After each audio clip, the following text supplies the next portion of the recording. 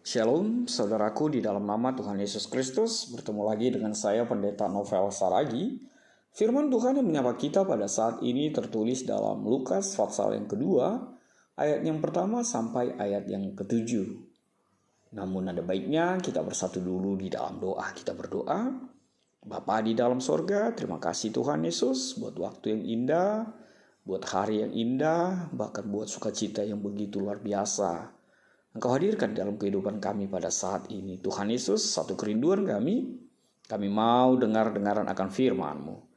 Maka berfirmanlah Engkau Tuhan, sebab kami siap untuk menerimanya. Amin.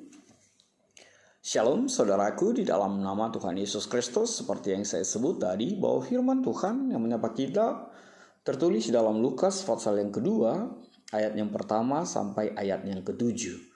Begini firman Tuhan, kelahiran Yesus. Pada waktu itu Kaisar Agustus mengeluarkan suatu perintah, menyuruh mendaftarkan semua orang di seluruh dunia. Inilah pendaftaran yang pertama kali diadakan sewaktu Kirenius menjadi wali negeri di Syria.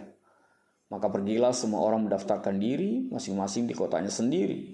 Demikian juga Yusuf pergi dari kota Nazaret di Galilea ke Judea, ke kota Daud yang bernama Bethlehem, karena ia berasal dari keluarga dan keturunan Daud, supaya didaftarkan bersama-sama dengan Maria tunangannya yang sedang mengandung.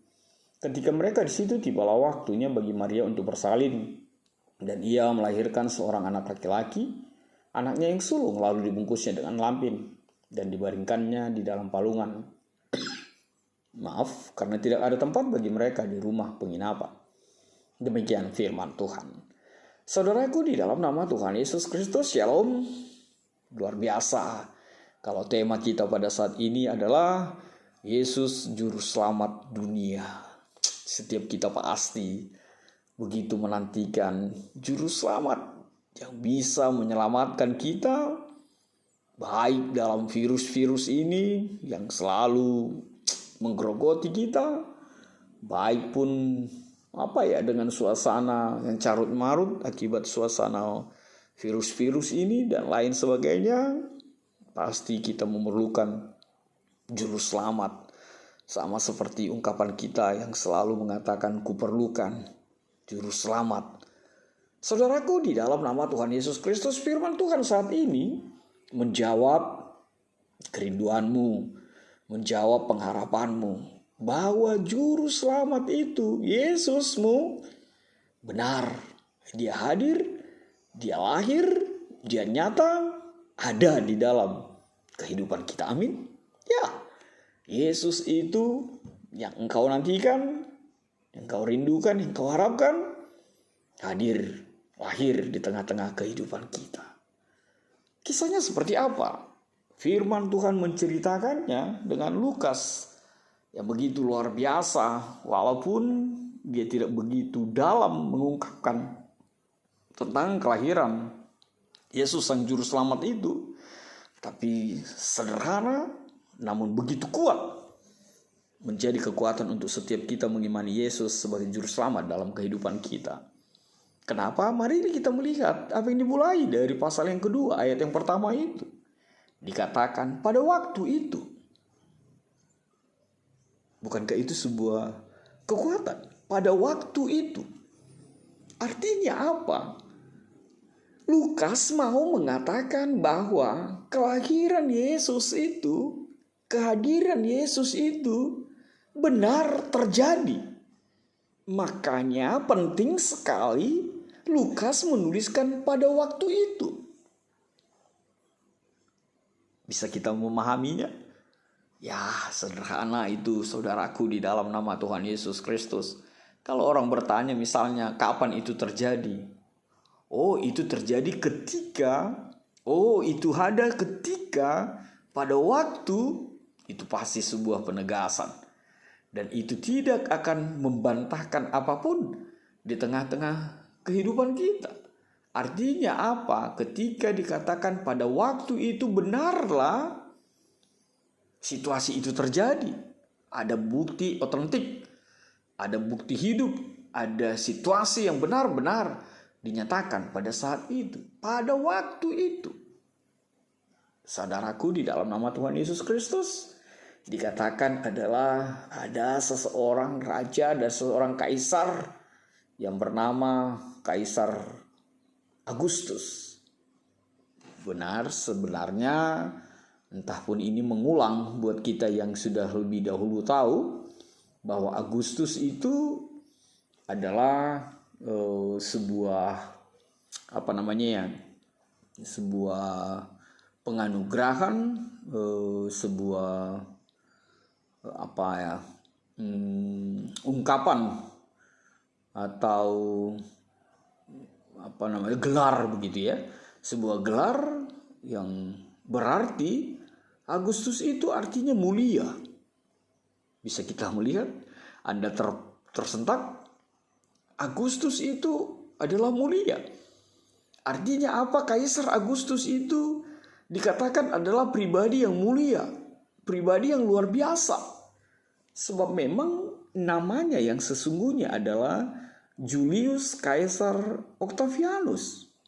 Benar, ketika dikatakan pada waktu itu, yang kedua mau disebutkan adalah dia memerintah dari tahun 30 before Christ hingga tahun 14 Masehi. Artinya apa? Pada waktu itu, sekali lagi pada waktu itu, bahwa benar kisah ini terjadi, bahwa saat Yesus itu lahir hadir, itu benar-benar terjadi. Maka penting sekali dikatakan pada waktu itu. Itu menjadi kekuatan. Itu menjadi sesuatu yang dasar yang kuat untuk mengimani dan untuk mengaminkan Yesus itu benar lahir dan hadir di tengah-tengah kehidupan kita. Maka penting sekali lagi saya tidak jemu-jemunya mengatakannya pada waktu itu. Saudaraku, di dalam nama Tuhan Yesus Kristus, dikatakan kisah itu beranjak dari ada sebuah sensus penduduk, pendaftaran yang dilakukan pada saat itu ketika Kaisar Agustus mengeluarkan perintah. Dan bahkan disebut lagi siapa yang menjadi wali negeri Syria pada saat itu, yaitu Quirinius. Semakin lengkap lagi. Kisah ini benar-benar terjadi dan nyata. Dikatakan, diperintahkan, semua orang harus mendaftarkan diri. Mendaftarkan di masing-masing kotanya. Dan sebagai warga yang baik, sebagai jemaat yang baik, sebagai pribadi yang baik, sebagai pribadi yang taat hukum dan tunduk kepada pemerintah, Yusuf dan Maria pun harus pergi dari kota Nazaret di Galilea ke Judea. Saudaraku, bisakah Anda membayangkan itu? Itu 120, lebih kurang 120 km jauhnya loh. Itu bukan ditempuh lewat jalan tol dengan Lamborghini, dengan dengan mobil Yaris, dengan mobil mobil Mercy, dengan hardtop bukan. Itu ditempuh dengan perjalanan kaki. Dan yang lebih luar biasa adalah Maria sedang hamil tua dan saatnya baginya untuk melahirkan. Artinya ini di hari-hari Maria akan melahirkan. Tapi kita melihat bahwa benar apa yang mau ditunjukkan oleh seorang warga yang baik. Bahwa Yusuf tidak membantah, Maria tidak membantah.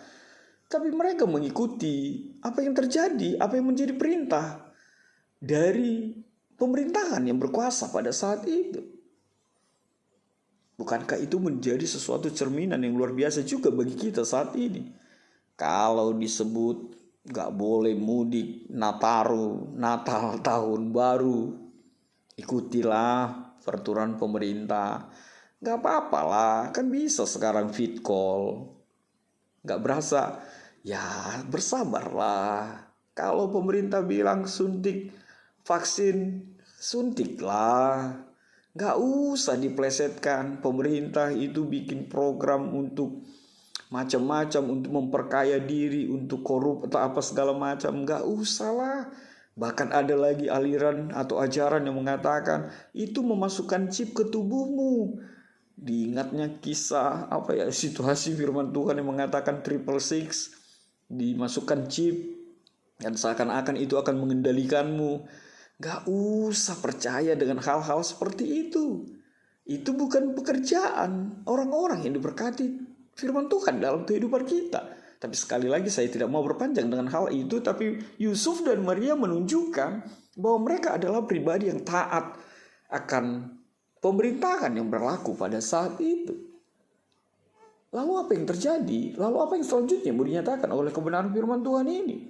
120 km lebih kurang perjalanan itu mereka jalani untuk mendaftarkan diri mereka, Yusuf dan Maria, di tanah mereka, di kota mereka, di tempat asal mereka. Dan itu menjadi perjalanan penting. Dan itu menjadi perjalanan yang luar biasa. Mungkin pada saat ini itu juga menerpamu, itu juga menjadi bagian kehidupanmu atau kehidupan kita. Justru maaf, di tengah hamil tua, di tengah situasi kepahitan yang engkau jalani saat ini, yang engkau alami saat ini, diibaratkan sama seperti Maria yang harus dipaksa, tanda petik, menjalani hari-hari kehidupannya, dan dia harus melakoninya, dan dia harus menjalaninya untuk sebuah ketaatan. Saudaraku, apa yang Anda rasakan ketika mendengar hal itu? Bayangin seorang ibu hamil tua harus berjalan lebih kurang 120 km. Dengan segala macam pergumulan yang ada di dalamnya. Mungkin saudaraku, para ibu, inang yang pernah mengalami kehamilan itu akan bisa merasakan itu. Mungkin yang dibutuhkan adalah bermanja-manja. Mungkin yang dibutuhkan adalah kasih sayang. Mungkin yang dibutuhkan adalah sesuatu yang sesuatu yang hendaknya dialah segala-galanya. Tapi kalau perjalanan 120 km, apakah Maria mengalami hal itu? Apakah Maria mendapatkan hal itu? Bisa kita membayangkan itu. Tapi sekali lagi perjalanan itu mungkin engkau alami juga. Situasi hamil tua ditegaskan dalam kebenaran firman Tuhan ini untuk mengungkapkan bahwa itulah perjalanan yang dialami oleh Tuhan Yesus untuk mewujudkan karyanya, untuk menunjukkan rencana Allah Bapa terjadi di tengah-tengah kehidupan kita ini. Walaupun kita pasti mengingat bahwa sebenarnya ini berada di dalam kendali Allah Bapa. Kalaupun Kaisar Agustus diberikan gelar mulia yang mulia, tapi ternyata kaisar pun, raja pun, pemerintah sendiri pun, itu di bawah kendali Tuhan. Itu di bawah kendali Allah Bapa. Sebab begitulah nubuatan itu. Bahwa Yesus itu akan lahir. Bahwa Yesus itu akan hadir. Bahwa Yesus itu akan menjadi bayi, tumbuh menjadi pribadi, diawali di kota Bethlehem. Kota roti. Bayangkan, mungkin Kaisar Agustus sudah memerintahkannya dengan keangkuhannya, dengan kepongahannya. Tapi ternyata kepongahan itu juga Tuhan pakai mewujudkan kerajaannya, mewujudkan janjinya bahwa memang benar Yesus harus ke Bethlehem. Sekali lagi, saudaraku, Maria sedang hamil tua. Begitu berat bebannya. Tapi sekali lagi kesetiaannya kepada Tuhan seperti apa yang dinyatakannya ketika malaikat menyapanya. Maka terjadilah Tuhan menurut yang kau mau. Aku ini adalah hamba-Mu. Biarlah kita juga berjalan dengan sebuah iman. Apapun itu Tuhan, kalau ini rencana-Mu, aku ini hamba-Mu. Terjadilah seperti yang kau mau. Lalu firman Tuhan ini berlanjut, ketika mereka di situ, tibalah waktunya bagi Maria untuk bersalin. Ia melahirkan seorang anak laki-laki, anaknya yang sulung, dibungkus dengan lampin dan dibaringkannya di dalam palungan. Karena tidak ada tempat bagi mereka di rumah penginapan. Apa yang mau kita nyatakan? Apa yang bisa menjadi kekuatan kita di dalam firman Tuhan ini? Kita melihat apa yang dikatakan, tibalah waktu bagi Maria untuk bersalin. Lihatlah, kisah ini semakin kuat. Akhirnya Maria harus bersalin, Maria harus melahirkan seorang anak laki-laki, anaknya yang sulung. Kenapa penting dituliskan anaknya yang sulung? Ini bukan mau melukiskan, bukan mau menuliskan hanya sebagai pribadi anak paling besar, lalu nanti adiknya ada begitu. Tapi kata sulung ini memberi kekuatan bagi kita bahwa dialah, bahwa Yesuslah yang menjadi pembebas itu. Bahwa Yesus itulah yang mengawalinya. Bahwa Yesuslah dasar dari seluruh keimanan kita. Bahwa Yesuslah pendamai antara kita dengan Allah Bapa. Maka penting sekali dituliskan kata sulung itu. Dialah yang mengawali. Allah yang berinisiatif. Dan bukan karena karya. Dan bukan karena kerinduan manusia. Tapi itu murni karena Allah Bapa berkarya atas itu semua. Lalu dibungkus dengan lampin. Lampin itu dalam bahasa aslinya sebenarnya melukiskan gambaran kain yang tidak layak. Kain yang seadanya saja. Sebab itulah yang menjadi bagian kehidupan Tuhan Yesus. Menggambarkan sebuah kesederhanaan itu. Dan Tuhan ingin mengatakan kepada kita saat ini, saudaraku, di dalam nama Tuhan Yesus Kristus. Kehidupan sederhana itu sudah seharusnya menjadi bagian dari kehidupan kita. Sebab hidup sederhana itu yang ditunjukkan oleh Yesus. Ada juga tempat yang dikatakan juga Bethlehem di kota Sion, di Bukit Sion. Tapi Yesus tidak mau, tidak bertempat di dalam situasi itu. Tapi Yesus lahir di Bethlehem, di kota Daud, di Judea, bukan di Sion, di puncak, bukan di Sion, di tempat yang megah. Tapi sekali lagi Tuhan Yesus mau mengajarkan bagi kita untuk hidup di dalam kesederhanaan. Lalu semakin tragis lagi, dikatakan dibaringkan di dalam palungan. Palungan itu tempat makanan ternak domba. Itu tempat makanan hewan. Tapi lihatlah, lagi-lagi Tuhan mengatakan dibaringkan, dihadirkan, diletakkan di dalam sebuah kesederhanaan. Sebab memang benar bahwa Tuhan itu hadir, menghadirkan kesederhanaan di tengah-tengah kehidupan kita. Menghadirkan kehidupan yang tidak hedonisme, yang tidak bermegah-megah, yang tidak penuh dengan keangkuhan, penuh dengan kemewahan. Lihatlah, kita diperhadapkan dengan dunia pada saat ini. Di tengah banyaknya yang terpuruk, terhempas, masih juga media sosial, masih juga televisi ini, media elektronik, menggambarkan pribadi-pribadi yang hidup dengan kemewahan, dengan kemegahannya. Dan itu sangat-sangat melukai dan itu sangat-sangat menyakitkan ketika kita melihat hal itu. Sementara korban virus ini mengharuskan orang harus pulang kampung, mengharuskan orang untuk meninggalkan Pulau Jawa ini terkhusus, meninggal karena di PHK, akhirnya harus banting setir dan segalanya. Maka Tuhan sekali lagi mengingatkan kita untuk hiduplah di dalam kesederhanaan itu.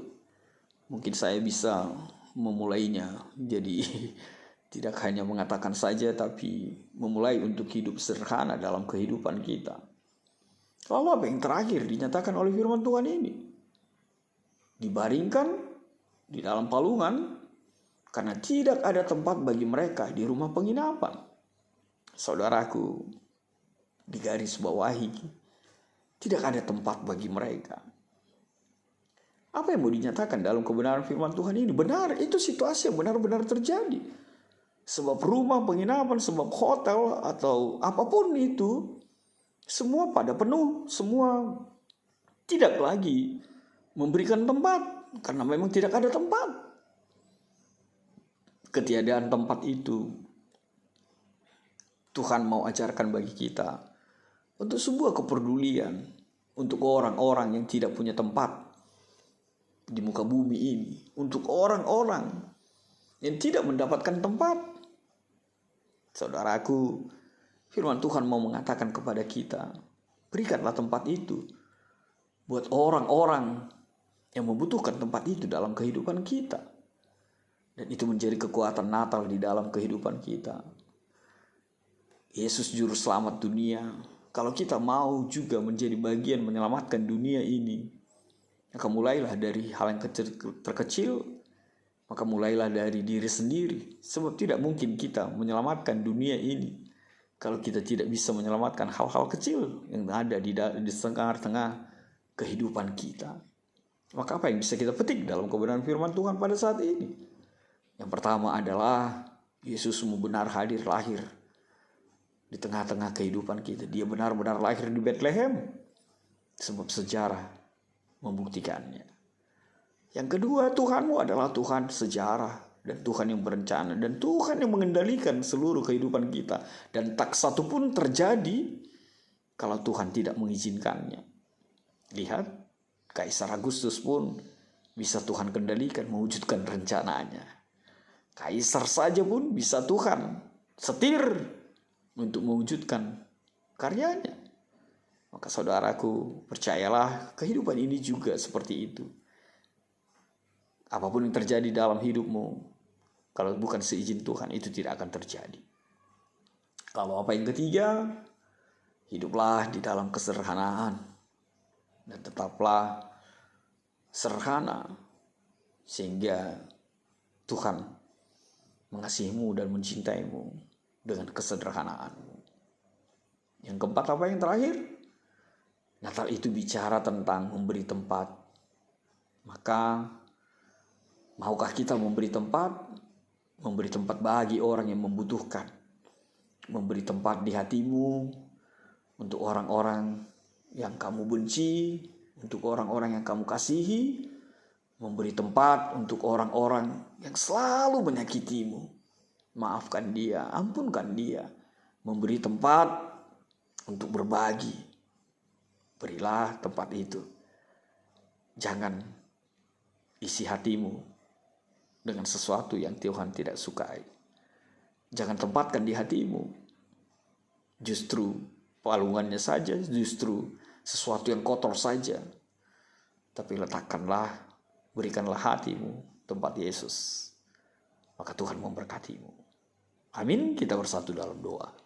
Terima kasih Tuhan buat kebenaran firman-Mu. Terima kasih Tuhan, Engkau benar-benar juru selamat dunia.